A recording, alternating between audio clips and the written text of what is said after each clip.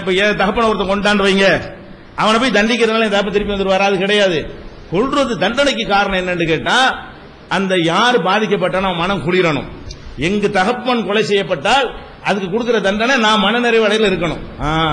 எங்க அப்பனை கொண்டான்ல அரசாங்கம் நியாயம் தந்துருச்சு, அப்படி இல்லாட்டி நான் அறுவாலை எடுத்துட்டு ஜெயில கோர்ட்ல ஜாமீன் ஒட்டி போடுவேன். இதான் நடந்து கொண்டிருக்கிறது. அதாவது அரசாங்கத்துல சரியான தண்டனை கொடுக்கல என்று சொல்லி ஜாமீன்ல விடுவிச்சிங்கன்னு சொன்னா, ஏன் அப்பனை கொண்டிருப்பான்ல ஒருத்தன், அவன் கோர்ட்டுக்கு வருவான்ல, நான் அறுவாலை எடுத்து நான் வெட்டுவேன். நான் வெட்டாம இருந்து கொலை தடுக்கப்பட வேண்டுமானா என்ன செய்யணும்? அடே உனவும் அப்பனை கொண்டானா இந்த நாங்க அரசாங்கத்தில் பாத்துக்கிட்டோம், போ நீ கையை ஆயுதம் தூக்காது. அதுவும் தண்டனைக்கு முதல் நோக்கம். முதல் நோக்கம் என்ன? எவன் பாதிக்கப்பட்டான அவனை நீங்க பார்க்கணுமே தவிர நீங்க வாட்டு பாதிக்கப்படாத நிலையில இருந்து பார்க்க கூடாது. உங்க அண்ணனை உங்க தம்பியை ஒருத்தன் கொலை பண்ணா என்ன நினைப்பீங்க? அந்த நினைப்புக்கு சரியான முறையில் மனம் குளிர்தான் நீதி. மனம் குளிர வைக்காட்டி நீங்க வேற மாதிரி நீங்க ஆக்ஷன் எடுப்பீங்க, இல்ல வன்முறை பெருகி போயிடும். அதுக்கு தான் மரண தண்டனை வழங்கிக்கிறீங்க. மரண தண்டனை அன்புக்கு எதிரானது கிடையாது. இரண்டாவது என்ன, அப்படி ஒரு தண்டனை இருக்குது என்ற ஒரு நாலேஜ் இருந்தால் அவனே கொலை செய்யறது பயப்படுவான். கொலை செஞ்சா உசுறு போயிரும் அப்படின்ற அந்த பயம் இருந்தால் என்ன செய்ய மாட்டான்? கொலை குறையும். இது இறுக்கமான சட்டங்கள் போட்ட நாடுகள். சவுதி அரேபியாவில் உலகத்தில் கொலை கம்மி. உலகத்தை விட என்ன சட்டம் போட்டு ஒழிக்க முடியல. அத்துவானியே சொல்லிவிட்டாரு, இஸ்லாத்தை ஒழிக்கணுங்கிற கொள்கை அத்துவானியே சொன்னாரு. இந்தியாவுல கொலை குறையணும்னு சொன்னா அரபு நாட்டு சட்டம் வரணும்டாரு. அது ஒண்ணுதான் அது தீர்வளிக்கும். ஐயா அவர் சொன்னார் மாத்த வேண்டியதான. எதை மாத்த சொல்றீங்க? கரெக்டா இருந்தா மாத்தனே. நீங்க இல்ல 1400 வருஷத்துக்கு அது சரின்னு சொல்ல வந்திருக்கிறீங்க. இதான்ப்பா கரெக்டான சட்டம்ங்கிற அளவுக்கு தான் அது இருக்கு. எதை மாத்த சொல்றீங்க? மாத்துவதற்குரிய ஒரு ரீசனும் இல்லாமல் மாத்த மாட்டோம். திருவள்ளுவர் சொன்னதை மாத்தணும்னு சொன்னா ரீசன் இருக்கிறது. அந்த மாதிரி கால பொம்பளை போய் அடிமை மாதிரி இஸ்லாத்துல சொல்லப்பட்டிருக்குதா? காலில் உழவு சொல்லி இருக்குதா? வள்ளுவர் சொன்னாரு, என்ன சொன்னாரு? தெய்வம் தொழால் குருணன் தொழுதல்வால் பெய்யன பெய்யும் மழைந்தார. புருஷனு கூட தொழாத, கடவுளை கூட தொழாத. அது மாதிரிலாம் இருந்தா மாத்திடுவோம். குரான்ல இருந்தா மாத்திடுவோம்.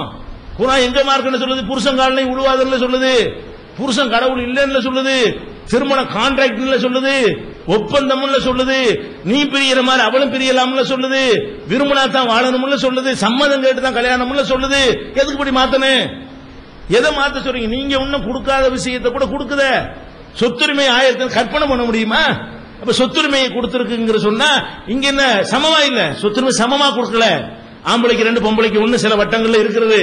ஆனா அதுதான் அறிவியல், அதுதான் லாஜிக். ஏன் ஒரு சமூக அமைப்புல என்ன செய்யறான்னா, ஒரு ஆம்பளை தான் தாய் தாப்பனை தாங்குவான், பொம்பளை கல்யாணம் அவட்டு போயிருவா. யாரு பெற்றோர்களை தாங்குவானோ அவனுக்கு கூட கொடுக்கணும். யாரு தாங்காம சொத்தை வாங்கணும் கம்மியா கொடுக்கணும். அந்த லாஜிக் எல்லாம் இருக்கிறது. இப்படியாக இஸ்லாம் சொல்லக்கூடிய தலாக்கை எடுத்துக்கொண்டாலும் சரி, பலதார மனத்தை எடுத்துக்கொண்டாலும் சரி, பர்தாவை எடுத்துக்கொண்டாலும் சரி, வேற என்னென்ன நீங்கள் வெளி உலகத்துல பார்த்து சொல்றீங்களோ அதை மாத்துவோம். எப்ப மாத்துவோம்? அது சரியா இது சரியான்னு ஆய்வு பண்ணுங்க, கேள்வி கேளுங்க. நாங்க அதுக்கு எதிரான கேள்வி நாங்க கேட்கிறோம். தப்பு நிறுவுங்க. அப்ப நீங்க என்ன செய்யலாம்? மாத்தலாம்னு கேட்கலாம். உங்களுக்கு பிடிக்கலங்கிறதுக்காக நீங்க மாத்த சொல்றீங்களே தவிர அது தப்புன்னு நிரூபிச்சுதான் மாத்த சொல்றீங்க. தப்பு தப்பா விளங்கிட்டு மாத்த சொல்றீங்க. மாத்த வேண்டிய அவசியம் இல்லை.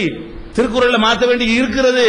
குர்ஆன்ல மாத்த எந்த சட்டமும் மாத்த வேண்டிய இல்லைங்க. ஆன்மீக சம்பந்தப்பட்டதா இருக்கும், அது மாத்த தேவையில்லை. எங்க தொழுகை நோன்பு அது மனுஷனை பாதிக்கிற விஷயம் இல்ல. மக்களுக்கு அனைவரையும் சம்பந்தப்படுத்தக்கூடிய எந்த சட்டம் வந்தாலும் சரி அதுதான் சரிங்கிறதா. நீங்க உலக திருடுனா கையை வெட்டணுங்கிறமே அந்த ஒரு சட்டம் வந்தாதான் திருட்டு ஒழியும். இதுதான் சரி, இது தவறு இல்லைன்னா இதை பத்தி விவாதம் பண்ணுவோம். இது தவறு நிரூபிங்க, திருத்தலை பத்தி பேசுவோம் அப்படின்னு நம்ம கேட்கிறோம். அடுத்த ஐயா என்ன சொல்றாரு? திருப்பி அந்த வெற்றிவேந்தன் ரொம்ப பாதிச்ச விஷயம் என்னன்னா, கடிதத்துல துவக்கத்துல இருந்து என்னன்னா, கடவுள் மிரட்டுறாரு, பிடிச்சிருவேன் அப்படிங்கிறாரு. அதான் கடவுள். கடவுள்னா அது நீ என்ன நினைக்கிறாரு? கடவுள் அருமையா கடவுள்னு சொன்னா சூப்பர் பவரா ஒரு கவர்மெண்ட் மிரட்டுமா இல்லையா? டேய் இப்படி பண்ணா ஃபைன் போட்டுருவேன், இப்படி பண்ணா இது பண்றான். அவன் அதிகாரம் உள்ளவன் அதுக்கு பயன்படுத்தி தான் ஆக வேண்டும். பவர் உள்ளவன் அதுதான். தாய் தகப்பன் மிரட்டுவார்கள் பிள்ளையே, அது மிரட்டலா? நல்லதுக்கு சொல்றதா? பள்ளிக்கூட வாத்தியார்கள் மிரட்டுவார்கள். மிரட்டல் மிரட்டல் என்ன செய்யக்கூடாது? என்னமோ அவர் சரிக்கு சரியா நிக்கிற மாதிரி நீ என்னை மிரட்டுற மாதிரி. நான் உங்களை மிரட்டினா கேளுங்க, என்ன மிரட்டுறேன்னு கேளுங்க. எப்படி நீங்க பார்க்கணும்? எங்க நம்பிக்கை நீங்க பார்க்கணும். அதாவது நாங்கள் கடவுள் என்று ஒருத்தர் நினைக்கிறோம். அப்ப கடவுள் என்பவன் எப்படி இருக்கணும்? அவன் போல்டா சொல்லணும். சொல்ல வேண்டியது ஏண்டா டேய் செஞ்சினா உனக்கு உரிச்சு அப்படிதான் சொல்லணும். ஒரு நல்ல தகப்பனா தான் என்ன செய்யணும்? பெத்தெடுத்த தகப்பனா தான் என்ன செய்யணும்? டேய் இந்த மாதிரி போய் சைட் எடுத்து தெரிஞ்சுன்னா சோறு போட மாட்டேன், சொத்து தர மாட்டேன்னு சொல்லுவாரு இல்லையா? எச்சரிக்கை பண்ணுவாரா இல்லையா? இதுல ஒரு பொறுப்புணர்வாக இது சிறப்பு தன்மை பிளஸ் ஆக பாக்குறது மைனஸா பாக்குறீங்க. குர்ஆன் மிரட்டுது. குர்ஆன் என்ன மிரட்டுது? அடுத்த போல கையை பிடிச்சி இழுன்னு மிரட்டுதா? இழுக்காதன்னு மிரட்டுதா? திருடுன்னு உன்னை மிரட்டுதா? திருடாதன்னு மிரட்டுதா? ஊழல் பண்ணுன்னு போய் மிரட்டுதா? ஊழல் பண்ணாதன்னு மிரட்டு. என்ன மிரட்டுது? அதான் மிரட்டு. மெசேஜ் என்ன? நல்ல விஷயங்களை சொல்லும் போது கொஞ்சம் எச்சரிக்கையோட சொல்லுகிறது, கண்டிப்போட சொல்லுகிறது. இது எங்க கடவுள் நம்பிக்கை எப்படி இது பாதிக்கும்? இறைவன் அவன் நிலையிலிருந்து இப்படித்தான் சொல்லணும், அவன் நமக்கு வேலைக்காரன் கிடையாது, அவன் நிலையிலிருந்து இப்படி கடுமையா தான் போல்ட்டா தான் சொல்லணும் தானே விளங்கி கொள்ளுகிறோம். அப்படி கடவுள் அப்படி என்ன நினைக்கிறாருன்னா, தம்பி கொஞ்சம் பாத்துக்கிறங்க, தப்புலாம் செய்யாதீங்க, இப்படி அவன் கடவுள் அதே கடவுள் இல்லை போயிருமே. அவர் என்ன எதிர்பார்க்கிறாருன்னா, கடவுள் வார்த்தை எப்படி நினைக்கிறாரு, தம்பி கொஞ்சம் பாத்துக்கிறங்க, திட்டு தப்பு பார்த்து நடந்துக்கமா, கொஞ்சம் கெஞ்சி கேட்டுக்கிறோமா, உங்க காலை பிடிக்கிறோமா, இதா கடவுள். அப்ப நீங்க என்ன நம்ம விளங்கணும்னு கேட்டா, கடவுள் என்று நம்ம ஏற்றுக்கொண்டோம் என்றால் இது மிரட்டல் என்று நீங்க சொல்லக்கூடாது. ஒரு பவர்ல உள்ள எல்லாரும் செய்யக்கூடிய ஒரு விஷயம் தான். பவர்ல இருக்க அது கூடுதல் பவர் உள்ள கூடுதலா மிரட்டுவான். அப்ப இந்த மிரட்டல்ங்கிறதல்ல ஒரு கண்டிப்பு, கடுமை. இந்த கண்டிப்பு கடுமை எல்லாம் போட்டுக்கிட்டு மிரட்டல் சொல்லிட்டு மிரட்டி எங்களை பாக்குதுன்னு சொன்னா, அது ஏன் உங்களை மிரட்டி உங்க இடத்த ஒரு பிடிச்சிட போறாரா? என்னத்துக்கு மிரட்டுறாருன்னு? மிரட்டல் என்பது என்னது? உங்க சொத்தை அபகரிக்கிறதுக்குள்ள மிரட்டலா? அதுல இருந்து என்ன அவருக்கு என்ன லாபம்? இப்படி மிரட்டுவதனால் முகமதுக்கு தான் என்ன லாபம்?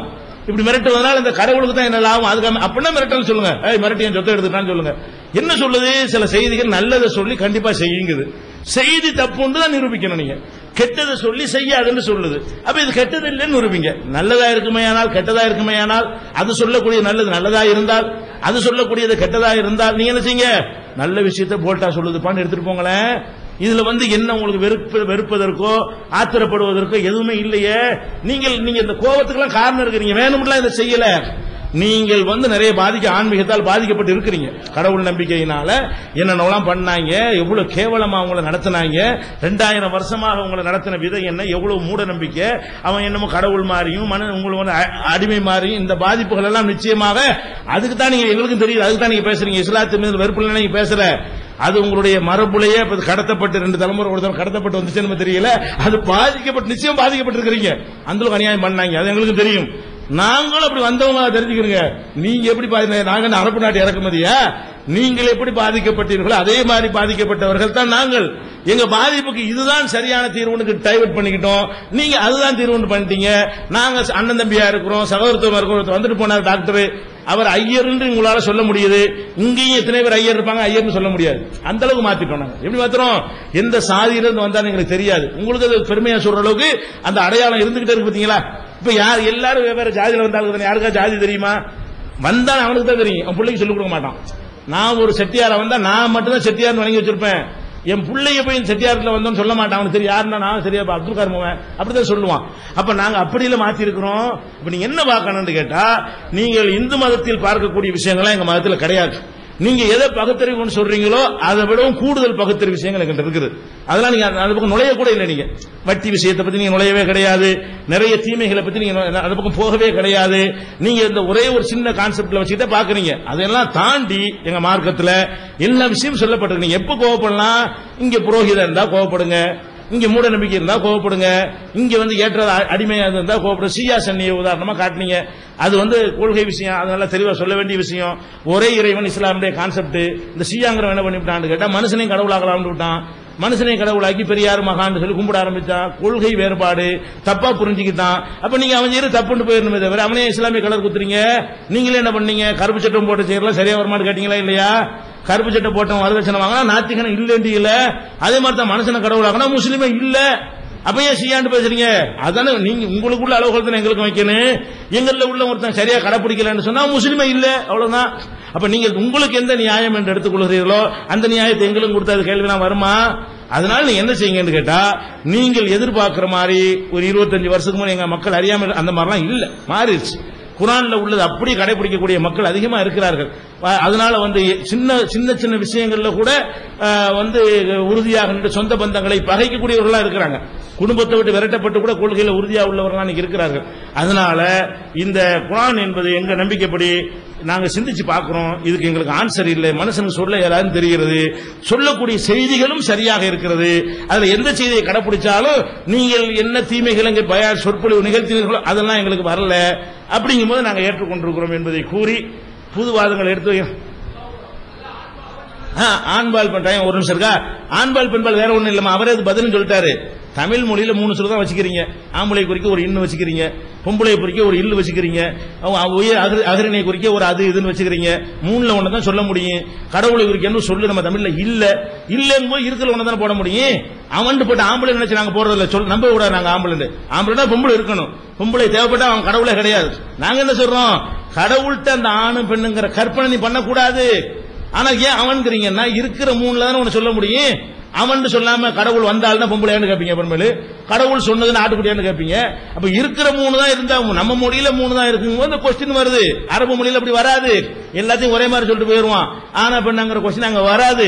நம்ம மொழியில அப்படி பிரிச்சு வச்சுக்கிறதுனால என்ன ஒரு தமிழ்ல சொல்லும் போது ஆம்பளையான்னு ஒரு கேள்வி வருது. இஸ்லாமிய நம்பிக்கைப்படி கடவுள் ஆம்பளை எல்லாம் கிடையாது. ஆனா 3 சொல்லு தான் வச்சுக்கிறீங்க. அந்த 3ல ஒண்ணு தான் நாங்க சொல்ல வேண்டி இருக்கிறது. அதனால அவன் என்று சொல்கிறோமே தவிர ஆண் என்று சொல்வதற்கு இல்லை என்பதையும் பதிவு செய்து கொண்டு, இன்னும் சில விஷயங்கள் அதை வேணும்னு நீங்க செய்யல, நீங்கள் புரிந்து கொண்ட அடிப்படையில் கேட்கறீங்க. நியாய அடிப்படையில் உங்களுக்கு என்ன இது கேள்வி எதுக்கு நான் கேட்கிறேன், கோபத்தில் நீங்க கேட்கல, உங்களுக்கு சில தப்புன்னு பட்டு தான் கேட்கறீங்க. நீங்க நல்லா கேட்கலாம். இன்னும் தனிப்பட்ட நட்பு முறையில் கூட நீங்க என்ன செய்யலாம்.